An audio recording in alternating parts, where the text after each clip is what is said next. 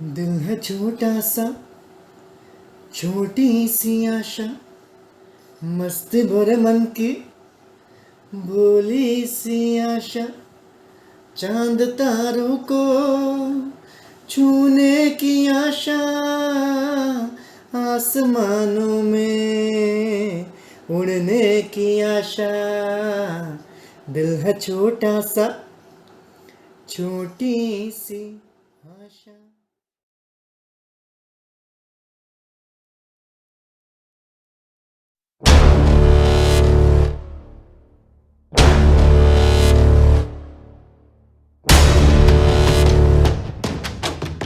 Hello guys, welcome back to the power house ideas. आज इस video को इस तरह शुरू करने का रीज़न क्या था कि मुझे अपनी बेसुरी आवाज़ के साथ गाना गाकर इस वीडियो को शुरू करना पड़ा।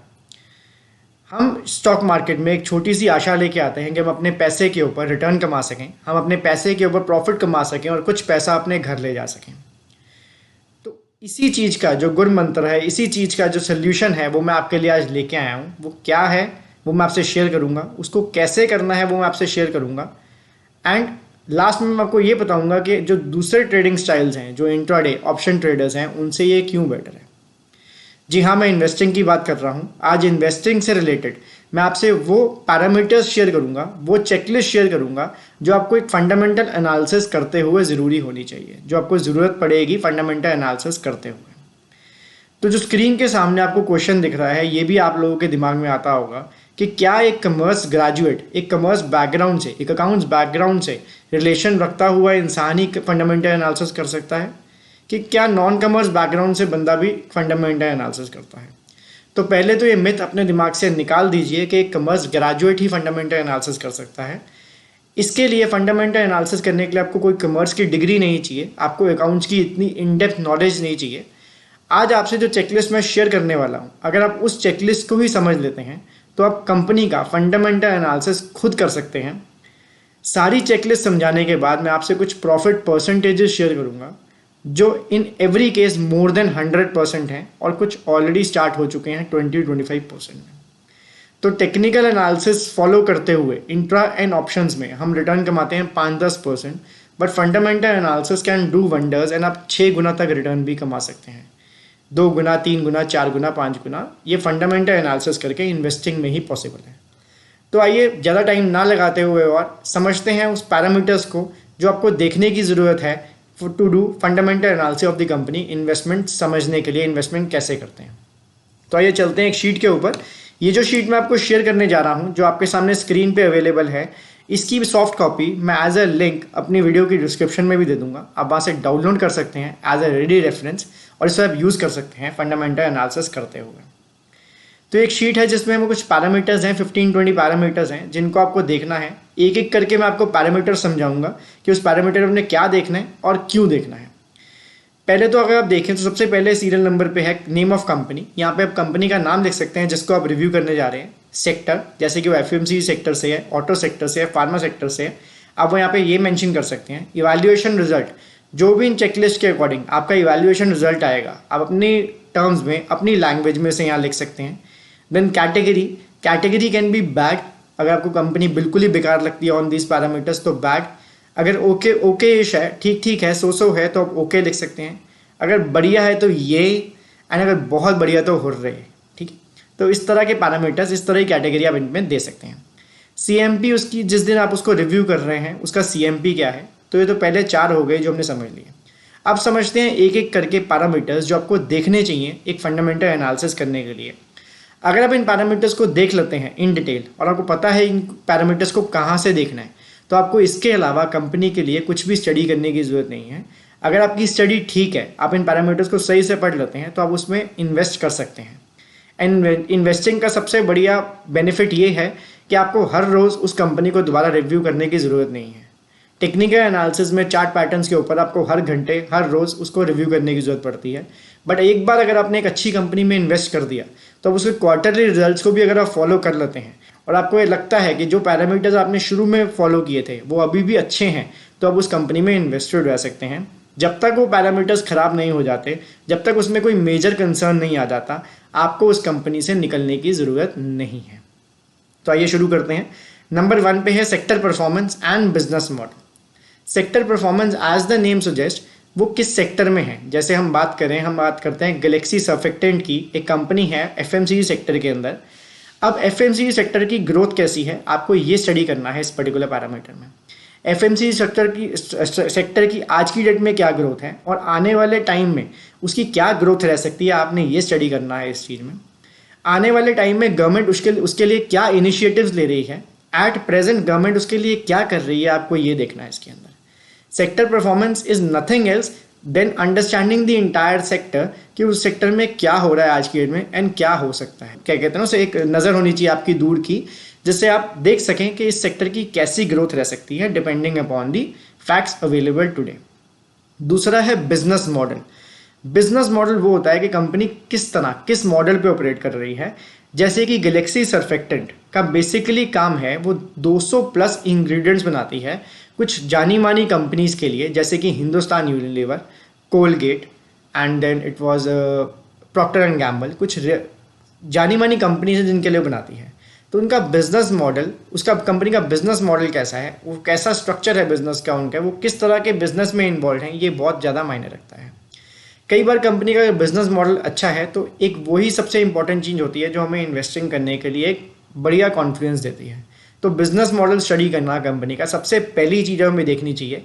अगर ये हमें अच्छा नहीं लगता तो हमें आगे जाने की वैसे ज़रूरत नहीं पड़नी चाहिए, अगले पैरामीटर्स पे जाने की ज़रूरत नहीं पड़नी चाहिए। इसके बाद अगला पैरामीटर है मार्केट कैप। इसमें हम 3 चीज़ें समझेंगे। पहला कि मार्केट कैप क्या होता है, दूसरा इसमें कौन कौन सी कैटेगरीज हैं, एंड तीसरा सबसे इंपॉर्टेंट कि मार्केट कैप को क्यों कंसिडर किया जाता है इन्वेस्टिंग डिसीजन लेने से पहले, फंडामेंटल एनालिसिस करने के टाइम पर। तो पहले क्वेश्चन का आंसर देते हैं। मार्केट कैप का मतलब है कि आज की डेट में कंपनी के कितने शेयर्स मार्केट में फ्लोट कर रहे हैं। आज की डेट में कंपनी के कितने शेयर्स, कितनी वैल्यू के शेयर्स मार्केट में अवेलेबल हैं। दूसरा है कैटेगराइजेशन। मार्केट कैप के बेसिस पे कंपनी को किस तरह से कैटेगराइज किया जाता है। On the basis of market cap एक कंपनी को mid cap, small cap and large cap में कैटेगराइज किया जाता है। अगर एक कंपनी का मार्केट कैप 5,000 करोड़ से नीचे है तो उसे हम मिड कैप कंपनी कहते हैं। अगर वो 5,000 करोड़ और 20,000 करोड़ के बीच में है तो उसे हम मीडियम कैप कंपनी कहते हैं या मिड कैप कंपनी कहते हैं। और अगर 20,000 करोड़ से ज़्यादा है तो वो लार्ज कैप कंपनी कहते हैं। अब इस पैरामीटर को क्यों देखा जाता है इन्वेस्टर्स के द्वारा इन्वेस्टमेंट करते हुए। जब भी हम एक कंपनी में इन्वेस्ट करते हैं तो हम हर एक बंदा ये चाहता है कि हम इनिशियल स्टेजेस में एक अच्छी कंपनी में इन्वेस्ट कर लें, सो दैट जितनी भी ग्रोथ उस कंपनी में होनी है उस ग्रोथ का हम भी हिस्सेदार बन जाएं। तो हर एक इन्वेस्टर एक छोटी मीडियम कैप कंपनी या स्मॉल कैप कंपनी ढूंढने की कोशिश करता है जिसमें उसकी ग्रोथ के पोटेंशियल ज़्यादा होते हैं। क्योंकि अगर हम एक लार्ज कैप कंपनी में इन्वेस्ट करते हैं तो लार्ज कैप कंपनी का जो मेजर ग्रोथ फेज होता है वो ऑलरेडी हो चुका होता है। ऐसा नहीं है कि लार्ज कैप कंपनी अच्छी रिटर्न नहीं दे सकती, इन्वेस्टमेंट के लिए वो अच्छी नहीं है, ऐसा नहीं है। लार्ज कैप कंपनीज भी हमें अपने पोर्टफोलियो में रखने की बहुत ज़्यादा ज़रूरत होती है। इसके भी कुछ पैरामीटर्स हैं जो मैं आपको किसी और वीडियो में समझाऊंगा। लेकिन जो मीडियम टर्म और शॉर्ट कैप कंपनी है, medium and short cap company है, मिड कैप कंपनी है, उनके ग्रोथ पोटेंशियल अभी काफ़ी ज़्यादा होते हैं बिकॉज उन्होंने अभी ग्रो करना होता है। तो इन्वेस्टमेंट डिसीजन लेते हुए हमें ये पैरामीटर देखना ज़रूरी है। अब इसे देखना कहाँ से है, उसके लिए एक वेबसाइट है screener.in। आप उससे आने वाले सारे पैरामीटर्स इस लिस्ट के देख सकते हैं। चलिए चलते हैं screener.in के ऊपर, समझते हैं मार्केट कैप हमें कहाँ देखने को मिलेगा। तो ये वेबसाइट है आपके सामने screener.in। अगर इसमें आप देखें on the left hand side of the screen यहाँ पे मार्केट कैप लिखा हुआ है। पर्टिकुलरली गैलेक्सी सर्फेक्टेंट कंपनी का मार्केट कैप है 10,207 करोड़, मतलब ये मीडियम टर्म कंपनी है। इस कंपनी में इन्वेस्ट किया जा सकता है अगर इसके बाकी सारे पैरामीटर्स जो हम अभी आगे देखने वाले हैं अगर वो सही निकलते हैं, सही रहते हैं। तो ये मीडियम टर्म कंपनी है। इस कंपनी का अभी ग्रोथ पोटेंशियल काफ़ी बाकी है बिकॉज ये मीडियम टर्म से लार्ज कैप कंपनी होगी, सॉरी मिड कैप से लार्ज कैप कंपनी होगी। तो इस कंपनी में अभी भी ग्रोथ पोटेंशियल काफ़ी बाकी है। तो सबसे पहली चीज़ आपको देखनी है वो है मार्केट कैप। अगला पैरामीटर जो आपने देखना है वो है earning per share. Earning per share as the name suggest, per share आपको कितनी अर्निंग मिलती है। एक कंपनी जब अपनी सेल करती है तो सारे खर्चे निकालने के बाद, सारे एक्सपेंसेस निकालने के बाद जो भी प्रॉफिट बचता है, सारे टैक्सेस वगैरह सब देने के बाद जो भी प्रॉफिट बचता है, अगर उस प्रॉफिट को हम नंबर ऑफ शेयर से डिवाइड कर दें तो एक शेयर पे कितनी अर्निंग है वो निकल के सामने आती है। तो अर्निंग पर शेयर की इंपॉर्टेंस ऐसे है कि जब हम किसी कंपनी में इन्वेस्ट करते हैं, अगर वो कंपनी अर्न ही नहीं कर रही होगी, उसका अर्निंग पर शेयर अच्छा ही नहीं होगा, तो आप उस कंपनी में क्यों पैसा लगाएंगे अपना। तो अर्निंग पर शेयर को रिव्यू करते हुए आपको इसको देखना है कि अगर वो इंक्रीजिंग ट्रेंड में है तो उतना ही बढ़िया है आपके लिए उस कंपनी में इन्वेस्ट करना। अगर कंपनी आपको एक अच्छी रिटर्न दे रही है हर साल, और हर साल वो रिटर्न बढ़ती जा रही है, तो it is a positive sign. तो आपको कंपनी का अर्निंग पर शेयर देखना है कि वो बढ़ता होना चाहिए, स्टैग्नेंट नहीं होना चाहिए, गिरता हुआ नहीं होना चाहिए, इंक्रीजिंग इज़ दी बेटर। ये कुछ पैरामीटर्स हैं जो मैंने यहाँ पे लिखे हैं। तो पीरियड वाइज इंक्रीज होना बेटर होता है अर्निंग पर शेयर का। अब अर्निंग पर शेयर हम कैसे देख सकते हैं Screener.in से, वो चलिए मैं आपको लेके चलता हूँ। अगर आप देखें तो ये जो मैं हाईलाइट करने वाला हूँ आपके सामने, यहाँ पे इस कंपनी का अर्निंग पर शेयर 80 रुपये है। मतलब अगर इस कंपनी में आप इन्वेस्ट करते हैं आज की डेट में, तो साल बाद ये कम से कम आपको पर शेयर 80 रुपीज़ का रिटर्न तो देगा ही देगा। और अगर ये इंक्रीजिंग ट्रेंड में दिखता है पिछले सालों के कंपैरिजन में, 3 साल 4 साल 5 साल के कंपैरिजन में हमें इंक्रीजिंग ट्रेंड में दिखता है, तो ये उतना ही बढ़िया है। तो अर्निंग पर शेयर में हमने ये देखना होता है। आइए चलते हैं नेक्स्ट पैरामीटर के ऊपर। Next parameter is PE ratio, जिसे हम कहते हैं प्राइस अर्निंग रेशियो। तो मैं आपको समझाता हूँ पीई रेशियो का रेलेवेंस क्या है एंड इसका मतलब क्या है। पीई रेशियो का अगर हम बात करें तो पीई रेशियो का मतलब है प्राइस अर्निंग रेशियो। मतलब आपको 1 रुपया प्रॉफिट कमाने के लिए कितना प्राइस देना पड़ रहा है, पीई का सिंपल सी टर्म्स में ये मतलब है। तो अगर हम बात करें कि एक कंपनी का अर्निंग पर शेयर है 10 रुपये, हम यहाँ लिख लेते हैं साइड में, अर्निंग पर शेयर है 10 रुपये एंड कंपनी का CMP है 20 रुपये फॉर एग्जाम्पल, ठीक है। तो इसका price earning ratio PE upon earning, तो 2 इसका PE हो गया। मतलब 1 रुपया कमाने के लिए हमें 2 रुपये देने पड़ेंगे। तो इसमें भी कुछ कैटेगराइजेशन होती है जो हम समझते हैं। अगर हमें कोई फंडामेंटली स्ट्रॉन्ग कंपनी 0 से 10 के PE के बीच में मिल जाती है, तो वो एक जैकपॉट मान के हम चल सकते हैं उसको कि हमारे लिए वो जैकपॉट लग गया है। एक अच्छी कंपनी एक सस्ते वैल्यूएशन पे अवेलेबल है, सस्ती अवेलेबल है। जितना कम PE होगा उस कंपनी का, उतनी वो सस्ती मानी जाएगी कंपनी, उतना हमें पैसा कम देना पड़ रहा होगा हमें अपनी अर्निंग कमाने के लिए। अगर एक कंपनी का PE रेशियो 100 है, मतलब हमें 1 रुपये का प्रॉफिट कमाने के लिए 100 रुपये देने पड़ रहे हैं। जहाँ पे हमें 1 रुपये कमाने के लिए 100 रुपये देने पड़ रहे हैं, तो हम उसे महंगा मान के चलेंगे। तो जितना PE कम होगा उतना बढ़िया रहेगा कंपनी के लिए। सो 0 से 10 तक हम मानते हैं जैकपॉट, 10 से 20 तक मानो आप लो प्राइस, 20 से 30 आप फेयरली प्राइस एंड 30 से ऊपर हाई प्राइस होता है। बट इसका मतलब ये नहीं है कि अगर वो 30 से ऊपर हो जाएगी तो वो कंपनी लेने वाली ही नहीं है। कई बार कंपनी के business model and sector performances बहुत अच्छे होते हैं जिस टाइम पर हम PE को इग्नोर भी कर सकते हैं। बट ये डिपेंड करता है केस टू केस। आप जैसे जैसे कंपनी स्टडी करते जाएंगे आपको वैसे वैसे इसकी समझ आती जाएगी। आइए चलते हैं Screener.com के ऊपर और समझते हैं PE रेशियो आपको वहाँ पे कहाँ पे देखने को मिल सकती है।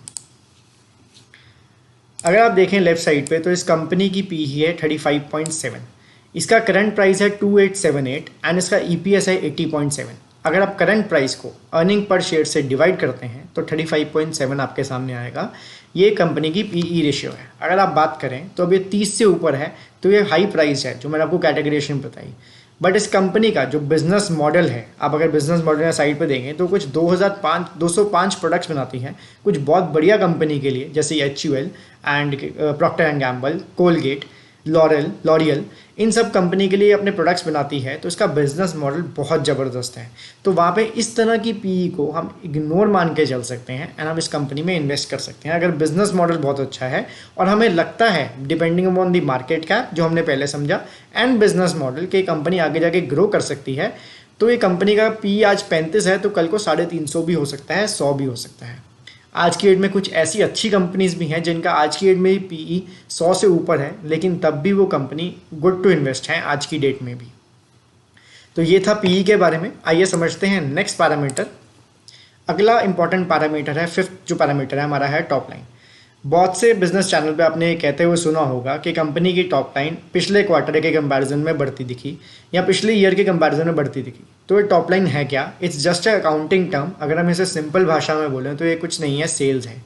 कंपनी का सेल्स, कंपनी का रेवेन्यू कितना बढ़ रहा है हमें ये देखना है। एक छोटा सा एग्जांपल, अगर आपने अपने किसी फ्रेंड की कंपनी पे पैसा लगाना है तो सबसे पहले आप उससे ये पूछेंगे कि तेरी कंपनी में तू कितने की सेल कर देता है, क्या तू प्रॉफिट कमा पाता है कि नहीं पाता, क्या तेरे पास तेरी सेल होती है कि नहीं होती है। तो इन द सेम वे अगर आपने किसी कंपनी में इन्वेस्ट करना है तो सबसे पहले उसकी सेल्स देखनी है कि उसकी सेल्स कैसी हैं। अगर वो कंपनी की सेल साल भर साल ईयर ऑन ईयर बेसिस पे बढ़ती जा रही हैं ऑन अ पर्टिकुलर परसेंटेज, एक फिक्स परसेंटेज पे, अप्रॉक्सीमेटली फिक्स परसेंटेज पे, तो वो एक अच्छा साइन है, एक पॉजिटिव साइन है। अगर किसी कंपनी की सेल डिक्रीजिंग है या स्टैगनेंट है, एक बराबर है पिछले 3-4 सालों में, तो ऐसी कंपनी से हमें दूर रहना चाहिए। बिकॉज जो कंपनी अपने धंधे से पैसा नहीं कमा पा रही है वो हमें पैसा कमा के नहीं दे सकती है। तो किसी भी कंपनी को रिव्यू करने से पहले हमने उसकी top sale, top line and मतलब सेल्स हमें ज़रूर देखनी चाहिए, वो एक इंक्रीजिंग ट्रेंड में होनी चाहिए। तो आइए चलते हैं स्क्रीनर.इन के ऊपर और देखते हैं सेल्स हम कहाँ देख सकते हैं। अगर आप प्रॉफिट एंड लॉस कॉलम में जाएं तो आप यहाँ पे आपको सेल्स ऊपर देखने को मिलेंगी। एक मिनट ये सर्कल्स रिमूव कर दूँ जी, आपको ये सेल्स ऊपर देखने को मिलेंगी। आपने सबसे पहले इसका स्टैंड अलोन बैलेंस शीट देखनी है। स्टैंड अलोन बैलेंस शीट मतलब गैलेक्सी सर्फेक्टेंट की, सिर्फ गैलेक्सी सर्फेक्टेंट की बैलेंस शीट, इसकी कोई भी सब्सिडरी, इसका कोई भी वेंचर इसमें इंक्लूडेड नहीं है। क्योंकि हम इन्वेस्टमेंट गैलेक्सी सर्फेक्टेंट में करना चाहते हैं तो हम बैलेंस शीट भी सिर्फ गैलेक्सी सर्फेक्टेंट की देखेंगे, स्टैंड अलोन बैलेंस शीट देखेंगे, कंसोलिडेटेड बैलेंस शीट नहीं देखेंगे। तो अगर आप देखें आपके सामने कि इस कंपनी की सेल्स 2004 से 162 करोड़ से बढ़कर 1738 करोड़ हो गई है। कोरोना की वजह से मार्च 2020 में हम मान सकते हैं कि इस कंपनी की सेल्स में एक हमें डाउन ट्रेंड देखने को मिला है, बट बिफोर दैट ये हमेशा एक इंक्रीजिंग ट्रेंड में रही है। तो कोई भी कंपनी जिसकी सेल्स साल भर साल बढ़ रही है तो एक वो पॉजिटिव साइन है हमारी इन्वेस्टमेंट करने के लिए। लेकिन सिर्फ यही एक पैरामीटर नहीं है आपको जो चेक करना है, आगे कुछ और पैरामीटर्स जो मैं आपसे डिस्कस करूंगा अभी जो आपको चेक करने होते हैं। आइए चलते हैं नेक्स्ट पैरामीटर के ऊपर। Next parameter is bottom line. Bottom line means, business channel पे वर्ड यूज होता है, कंपनी की बॉटम लाइन इंक्रीज हो गई। Bottom line is nothing else than its net earning. Bottom line से पहले मैं आपको एक और इंपॉर्टेंट कंसेप्ट बताना चाहूँगा, ऑपरेटिंग प्रॉफिट। अगर एक कंपनी का ऑपरेटिंग प्रॉफिट ये होता है कि कंपनी अपने धंधे से, मेन बिजनेस से कितना कमा पा रही है। अगर कंपनी का ऑपरेटिंग प्रॉफिट साल भर साल बढ़ रहा है तो वो एक अच्छा पॉजिटिव साइन है। किसी भी कंपनी में इन्वेस्ट करने से पहले हमने देखना होता है कि उसका प्रॉफिट कम से कम हर साल अप्रॉक्सीमेटली एक फिक्स अप्रॉक्सीमेट परसेंटेज पे इंक्रीज होना चाहिए, इंक्रीजिंग ट्रेंड में होना चाहिए। आइए वापस चलते हैं स्क्रीनर.इन के ऊपर, देखते हैं गैलेक्सी सर्फेक्टेंट का ऑपरेटिंग प्रॉफिट। ऑपरेटिंग प्रॉफिट ठीक सेल्स के नीचे एक कॉलम छोड़ के दिया होता है एक्सपेंसेस के बाद। अगर हम देखें तो साल 2004 में इसका ऑपरेटिंग प्रॉफिट 32 रुपये था जो बढ़कर 293 रुपीज़ हो गया। परसेंटेज की बात करें तो 20% से 17% हो गया। अगर आप बात करें इस पर्टिकुलर रीजन की तो यहाँ पे कोरोना के इम्पैक्ट की वजह से हमें शायद तो थोड़ा डाउनफॉल में दिख सकता है, but gradually year on year basis इस कंपनी का ऑपरेटिंग प्रॉफिट इंक्रीजिंग ट्रेंड में है। तो एक बहुत इंपॉर्टेंट चीज़ हमें देखनी होती है कि कंपनी अपने मेन धंधे से पैसा कमा भी पा रही है कि नहीं कमा रही है। अगर कंपनी अपने मेन धंधे से ही पैसा नहीं कमा पा रही है तो ऐसी कंपनी में इन्वेस्ट करने की ज़रूरत नहीं है, बिकॉज वो आपको भी पैसा कमा के नहीं दे पाएगी। तो आइए चलते हैं नेक्स्ट पैरामीटर के ऊपर, चलते हैं एक्सेल शीट के ऊपर वापस। नेक्स्ट पैरामीटर उसके बाद है बॉटम लाइन। बॉटम लाइन एक डिफ़िकल्ट टर्म लगती है जो बहुत सारे बिजनेस चैनल्स यूज़ करते हैं। इसका मतलब सिंपल सा है, नेट प्रॉफिट। कंपनी अपने सारे खर्चे निकालने के बाद अपनी जेब में क्या बचा पा रही है उसका मतलब होता है bottom line, net profit. Same like operating profit, net profit भी कंपनी का हमेशा बढ़ता हुआ होना चाहिए, क्योंकि किसी भी कंपनी का अगर नेट प्रॉफिट गिरता हुआ है या स्टैग्नेंट है तो कंपनी मतलब ग्रोथ नहीं कर पा रही है, कुछ भी पैसा अपने पास बचा नहीं पा रही है। जो कंपनी अपने पास कुछ बचा नहीं पा रही है उसके ग्रोथ के प्रोस्पेक्ट्स हमें नहीं दिखते हैं और ऐसी कंपनीज में हमें इन्वेस्टमेंट करने से दूर रहना चाहिए। तो आइए चलते हैं स्क्रीनर.इन के ऊपर एक बार फिर से और समझते हैं कि नेट प्रॉफिट हमें कहाँ देखने को मिल सकता है। तो उसी शीट के ऊपर जो हमने खोला हुआ था प्रॉफिट एंड लॉस टैब के ऊपर, आपको यहाँ पे नेट प्रॉफिट देखने को मिलेगा। अगर हम देखें तो मार्च 2004 से नेट प्रॉफिट 16 करोड़ से बढ़कर 184 करोड़ हो चुका है।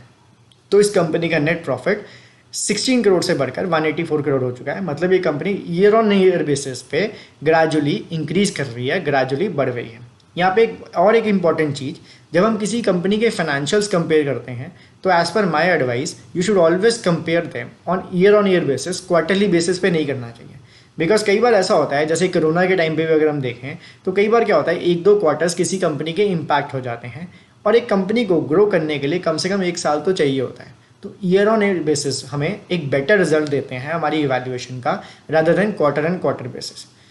उसके बाद जब आप उस कंपनी में इन्वेस्ट कर देते हैं, देन हम उसको क्वार्टरली बेसिस पे उसको ट्रैक कर सकते हैं, ताकि हमें एक अर्ली स्टेज पे सिग्नल मिल जाए अगर कुछ भी बिगड़ने वाला है कंपनी के अंदर।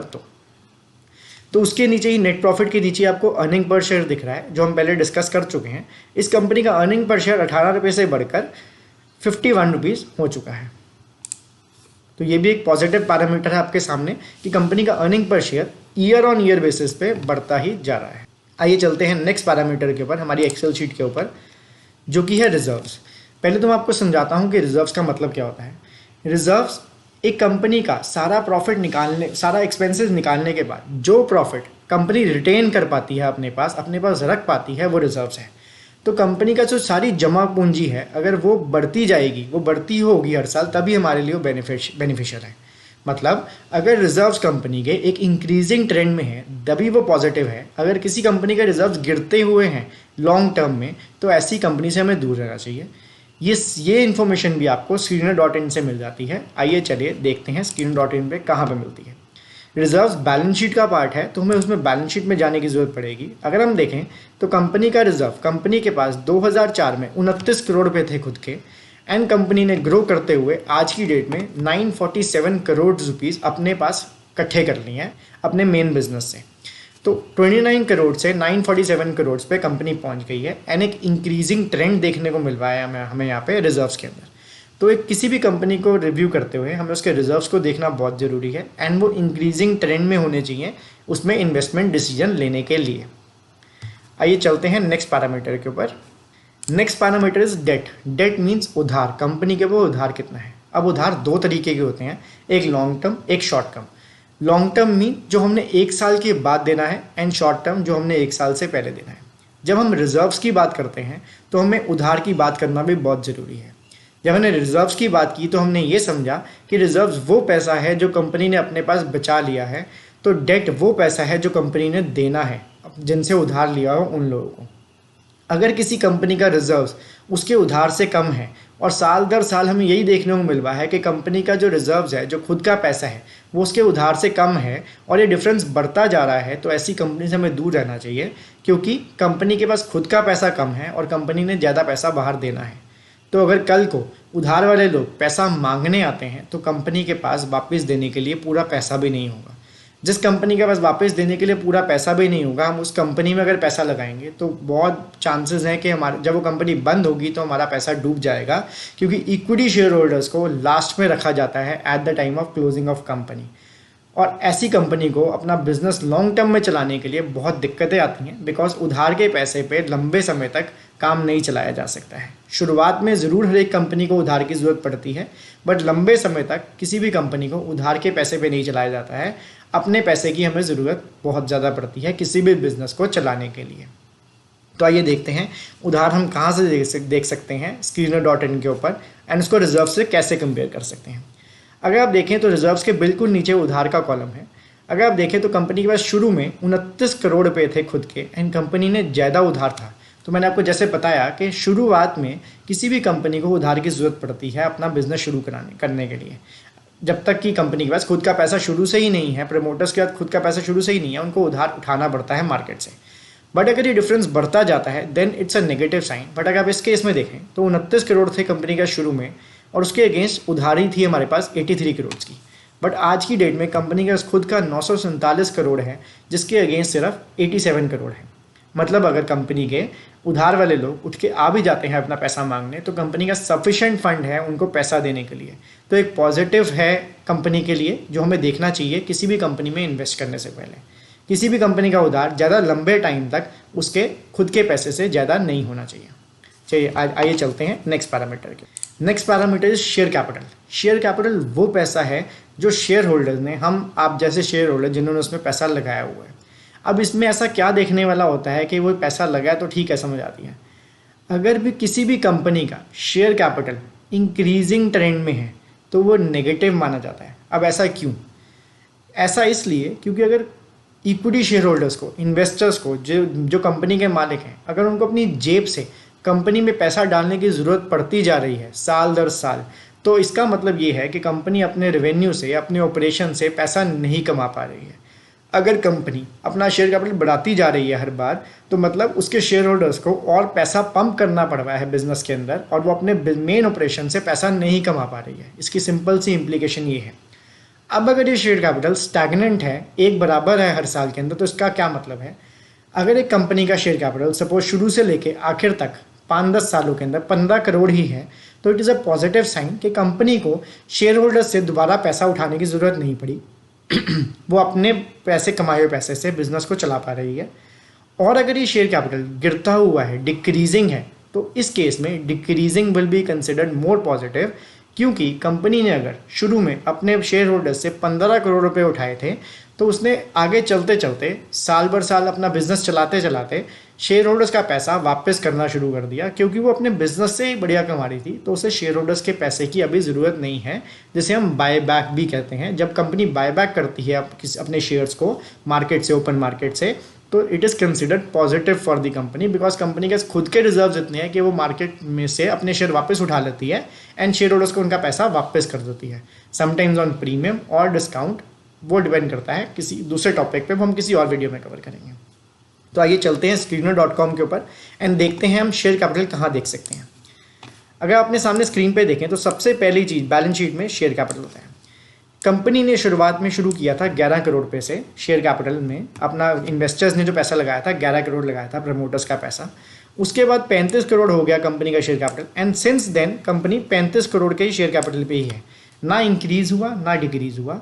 तो इसका ये स्टैग्नेंट रहना भी इस कंपनी के लिए पॉजिटिव है कि कंपनी अपने बिजनेस से ईयर ऑन ईयर बेसिस पे पैसा कमाती जा रही है एंड उसको शेयर होल्डर से दोबारा पैसा उठाने की ज़रूरत नहीं पड़ी। तो this is a positive sign for this company that share capital is stagnant. आइए चलते हैं नेक्स्ट पैरामीटर के ऊपर। नेक्स्ट पैरामीटर है प्रमोटर्स होल्डिंग। पहले समझते हैं प्रमोटर्स होल्डिंग होता क्या है। प्रमोटर होल्डिंग का मतलब ये है कि जो उस कंपनी के इन्वेस्टर्स हैं, जो प्रमोटर्स हैं, जिन्होंने इस कंपनी को शुरू किया था, उन लोगों का इस कंपनी के अंदर कितनी इन्वेस्टमेंट है, कितना पैसा लगा हुआ है। अब आप उस बिज़नेस में हमेशा पैसा अपना लगा के रखेंगे जो आपको पता है कि वो बढ़िया है। अगर आप उस बिज़नेस से अपना पैसा बाहर निकाल रहे हैं, आप इस बिज़नेस के मालिक हैं और अपना शेयर बेच रहे हैं मार्केट के अंदर, मतलब आपको पता है कि उस बिज़नेस के अंदर कुछ गड़बड़ है। तो अगर किसी कंपनी के अंदर प्रमोटर शेयर होल्डर 50% से ऊपर, मैं खुद 40-50% लेके चलता हूँ, अगर 40-50% से ऊपर प्रमोटर्स की होल्डिंग है तो मैं उसे पॉजिटिव मानता हूँ। बट इसके अलावा, प्रमोटर्स होल्डिंग के अलावा, मैं एक और चीज़ देखनी है कि promoters holding year on year basis पे डिक्रीजिंग नहीं होनी चाहिए। अगर प्रमोटर्स अपना stake year on year basis पे बेचते जा रहे हैं तो उसके रीजंस हमें इवैल्यूएट करने चाहिए, बट ब्रॉडली इसे नेगेटिव माना जाता है। अगर प्रमोटर्स अपना स्टेक अपने बिजनेस से बेच रहे हैं, मतलब उन्हें कुछ ऐसा पता है जो नॉर्मल शेयर होल्डर्स को नहीं पता है, जिसकी वजह से वो अपनी पोजीशंस को स्क्वेयर ऑफ कर रहे हैं, कैंसिल कर रहे हैं, बंद कर रहे हैं।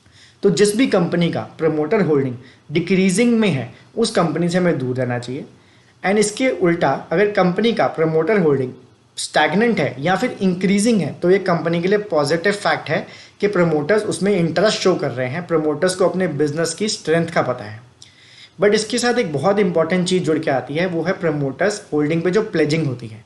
प्लेजिंग मीन्स उधार। अगर प्रमोटर्स ने अपने शेयर्स के ऊपर उधार उठाया हुआ है तो एक कंपनी के लिए बहुत ही ज़्यादा नेगेटिव माना जाता है। इट मीन्स कि प्रमोटर्स को पास पैसा नहीं है कंपनी चलाने के लिए एंड अपने शेयर्स को गिरवी रखकर उनको उधार उठाना पड़ रहा है। तो जिस भी कंपनी में आपको ऐसा देखने को मिलता है कि कंपनी के शेयर होल्डर्स ने अपने शेयर्स के ऊपर उधार उठाया हुआ है, उस कंपनी से आपको बिल्कुल दूर रहना चाहिए। तो आइए चलते हैं screener.com के ऊपर और समझते हैं इन दोनों चीज़ों को वहाँ पर कैसे देखें। तो इसमें इन्वेस्टर्स टैब के नीचे आपको इस कंपनी की प्रमोटर्स होल्डिंग दिख जाएगी। अगर आप देखें तो सिंस जून 2018 इस कंपनी की प्रमोटर होल्डिंग 70.93% थी। मतलब 100% में से 70% होल्डिंग प्रमोटर्स, मालिकों ने अपने पास रखी हुई है। तो उनको पता है कि इस बिज़नेस की स्ट्रेंथ क्या है, इस बिज़नेस के ग्रोथ प्रोस्पेक्टिव्स क्या हैं, जो अभी तक कांस्टेंट उसी रेट पे उन्होंने मेंटेन की हुई है। ना उन्होंने अपने स्टेक बेचा है, बढ़ाया भी नहीं है, बट ऑलरेडी एक अच्छे लेवल पे उन्होंने मेंटेन किया हुआ है। तो this is positive for the company के प्रमोटर्स उसमें अपना स्टेक नहीं बेच रहे हैं।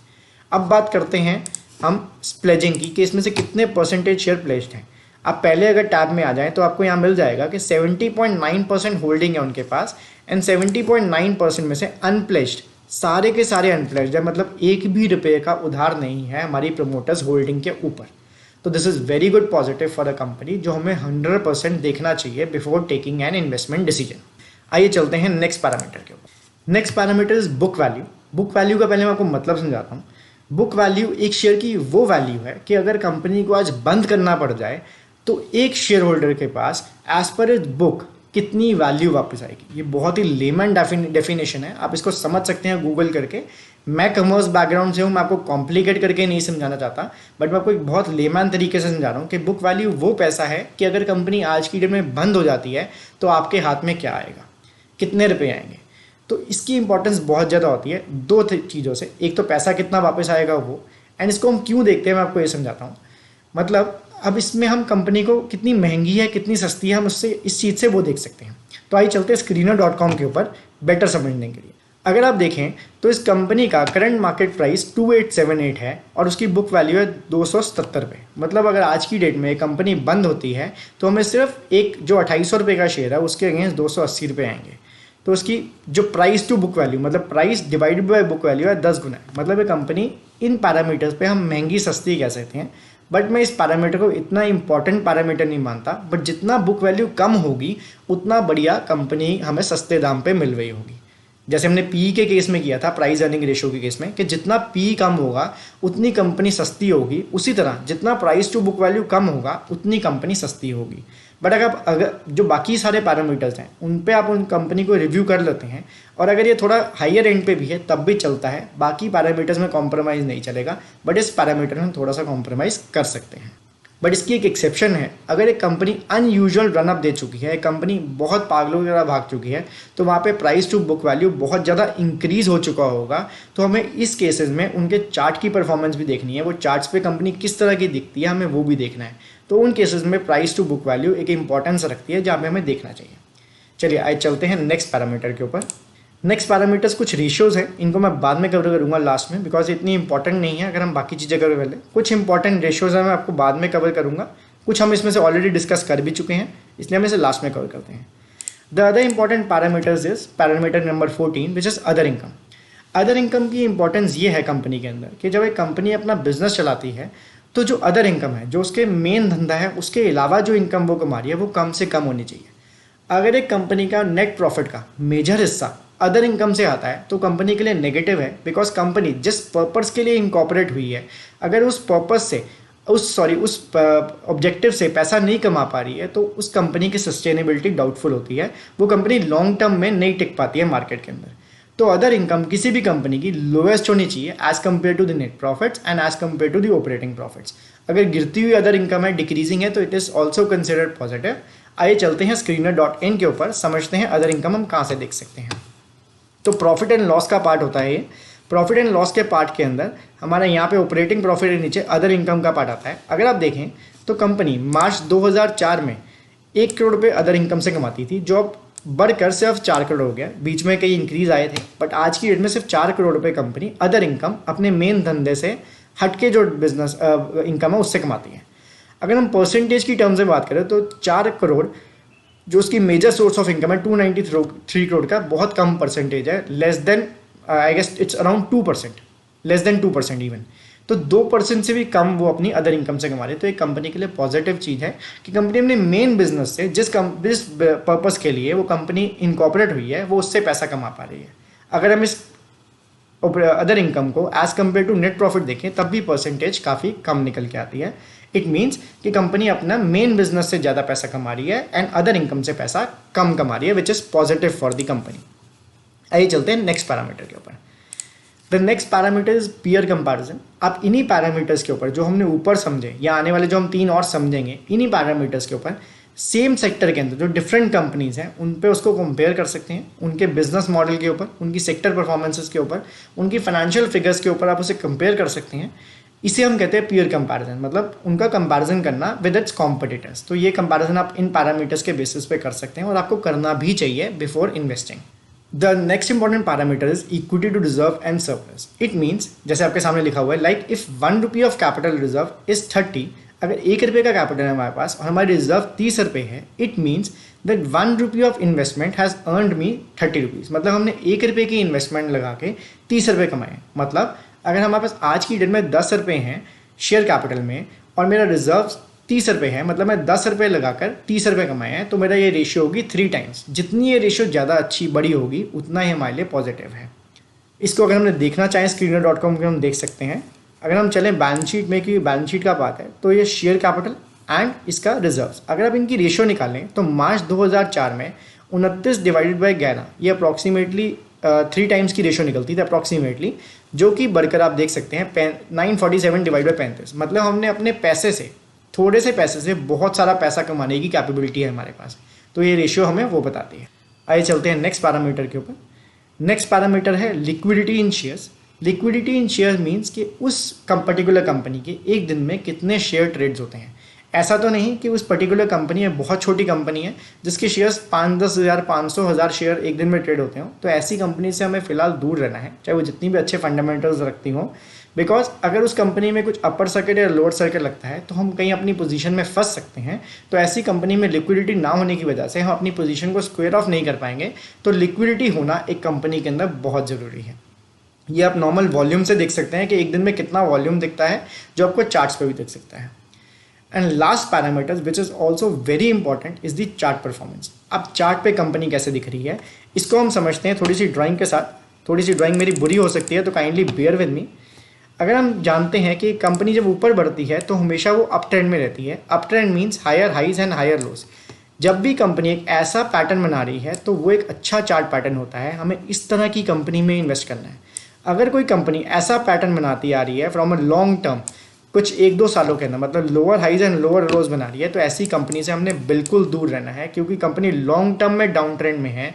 जब तक ऐसी कंपनी अप ट्रेंड में ही नहीं आ जाएगी तब तक हमने ऐसी कंपनी को में बाय नहीं करना है। चाहे वो जितनी भी अच्छी फंडामेंटल कंपनी हो, हमने ऐसी कंपनी में बाय नहीं करना है जब तक वो लॉन्ग टर्म में अप ट्रेंड में नहीं आ जाएगी। अब बात करते हैं कि एक अच्छी कंपनी अगर है तो वो लॉन्ग टर्म में डाउन ट्रेंड में क्यों है, हम वो समझने की कोशिश करते हैं। कई बार क्या होता है कि कंपनी बहुत बढ़ने के बाद एक कंसोलिडेशन फेज में होती है या करेक्शन फेज में होती है।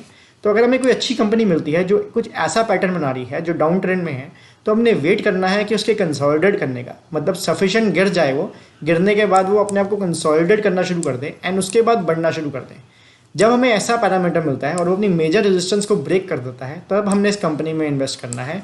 इस जगह पे हमारा रिस्क टू रिवॉर्ड रेशियो बहुत ही ज़्यादा फेवरेबल हो जाएगा। तो किसी भी कंपनी में हमने सबसे पहले उसका चार्ट पैटर्न देखना है। अगर कंपनी डाउन ट्रेंड में है तो ऐसी कंपनी से दूर रहना है। जितनी भी बढ़िया उसके फंडामेंटल्स हैं तब भी हमने उससे दूर रहना है। तो एक लास्ट चीज़ जो हमारी बचती है वो हमारी यहाँ बचती है, जो मैंने आपको ऊपर छोड़ दी थी, कुछ रेशियोज। आइए वो भी समझते हैं। तो आपकी स्क्रीन के ऊपर 13 नंबर पॉइंट पे आपको कुछ रेशियोज दिख रही हैं। आइए चलिए डिस्कस करते हैं इन रेशियोज को और आपको इनको कैसे देखना है और कहाँ से देखना है। तो पहली ratio is current ratio. Operating profit margin ratio हम इस समय नहीं डिस्कस करेंगे बिकॉज हम इसे ऑलरेडी डिस्कस कर चुके हैं। तो करंट रेशियो का पहले मतलब समझते हैं। करंट रेशियो का मतलब ये है कि your current assets divide by current liabilities. Don't get confuse, मैं आपको current assets and current liabilities का मतलब भी बताऊंगा।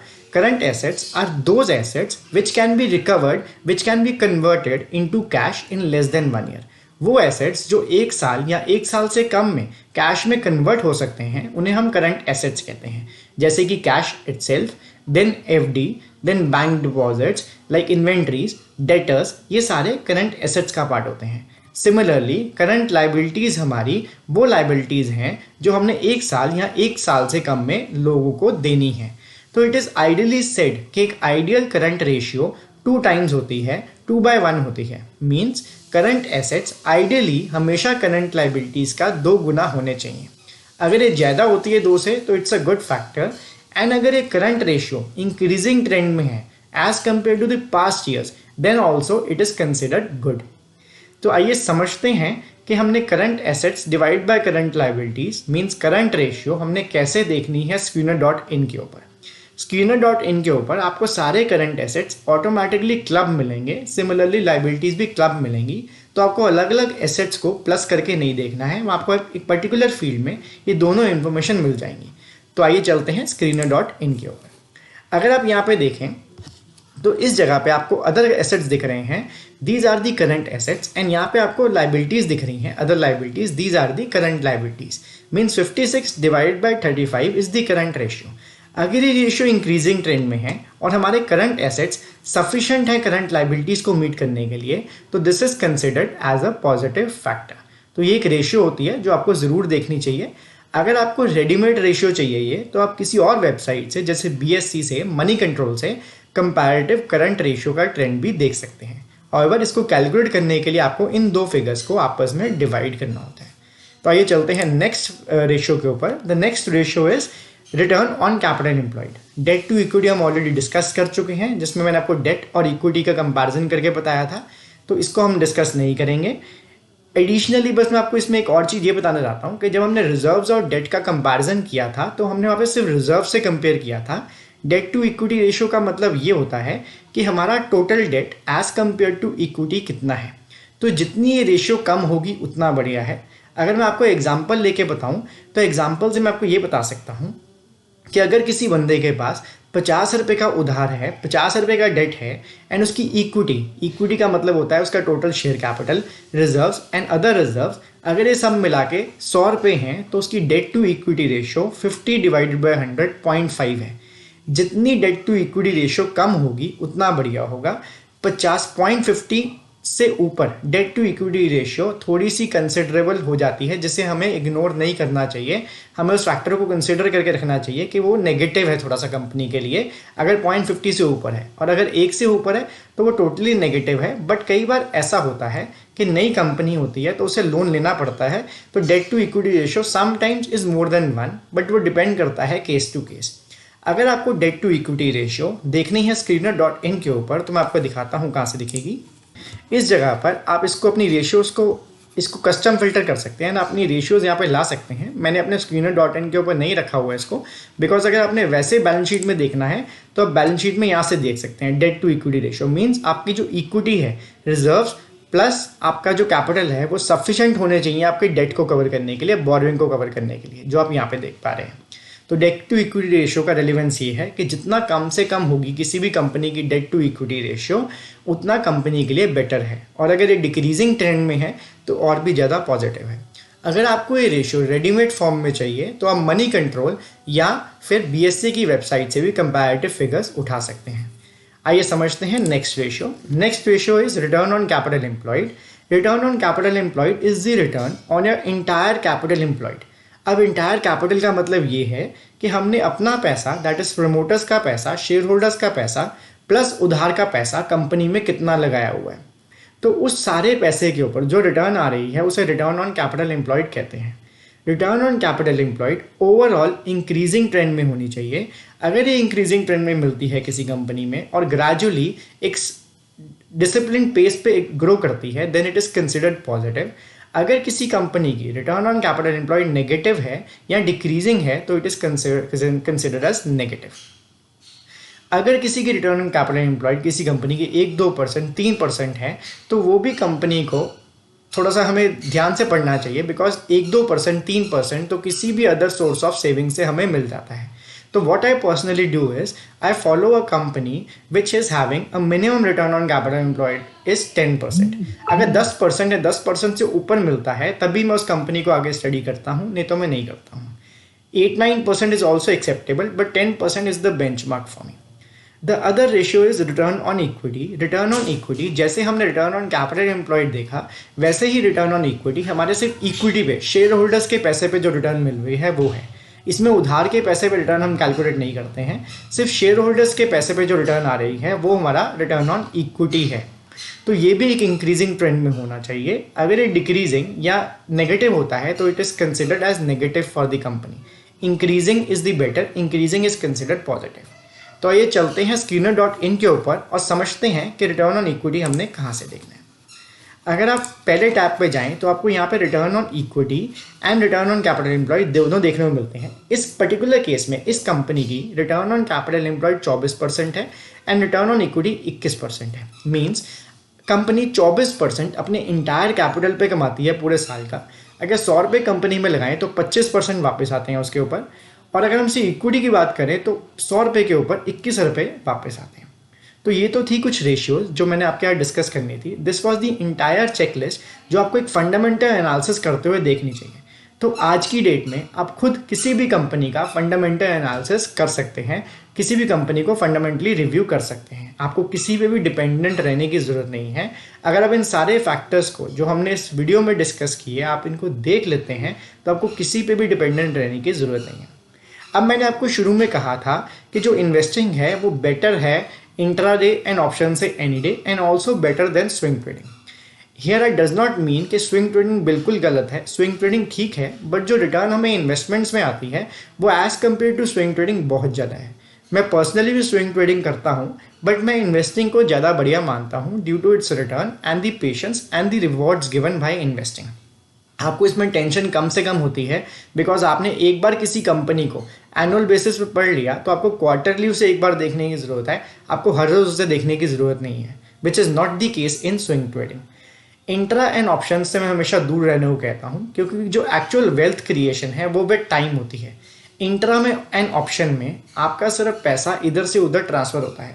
एक दिन आपके पास पैसा किसी का आ गया तो अगले दिन किसी के पास वापस जा सकता है, लेकिन लॉन्ग टर्म में वेल्थ क्रिएट होती है बिकॉज वो एसेट की वैल्यू खुद बढ़ती है, आप किसी की जेब से पैसा नहीं लेके आ रहे हैं। तो इसलिए ही कहते हैं कि इन्वेस्टिंग में ही वेल्थ क्रिएशन होती है एंड इंट्रा ऑप्शंस में नहीं होती है। I am personally against intra and options because of the concept it is. And आगे जाके हमें पता है कि जैसे गवर्नमेंट लीवरेज हटा रही है तो आगे जाके इंट्रा एंड ऑप्शंस का वैसे भी स्कोप हमें कम होता दिख रहा है। तो इन्वेस्टिंग इज द किंग। आपको इन्वेस्टमेंट के थ्रू ही आगे अपना कैश बढ़ाने की, अपना प्रॉफिट बढ़ाने का सोचना चाहिए because investment is the real wealth creation method in this market. So ये एक सबसे इंपॉर्टेंट चीज़ है कि investment is the real wealth creation method in this market. आइए आपके एग्जाम्पल के लिए कुछ मैं आपको ऐसे प्रॉफिट परसेंटेज दिखाता हूँ जो आपको मोटिवेट करेंगे कंपनीज को पढ़ने के लिए एंड इन्वेस्टमेंट करने के लिए। आइए चलते हैं कुछ रेशियोज दिखाने आपको, कुछ प्रॉफिट परसेंटेजेस दिखाने आपको। ये आपकी स्क्रीन के ऊपर आपको कुछ प्रॉफिट परसेंटेजेस दिख रही हैं। आप देख सकते हैं कि इस पर्टिकुलर शेयर में 129% का रिटर्न, अगर आप इंट्रा ऑप्शंस की बात करें तो 129% का रिटर्न आप नहीं देख सकते हैं।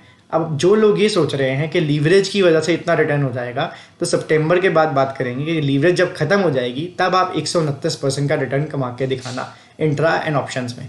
सिमिलरली अदर में 33%, देन 170%, 103%, 362%, 245%, 61% एंड सो ऑन।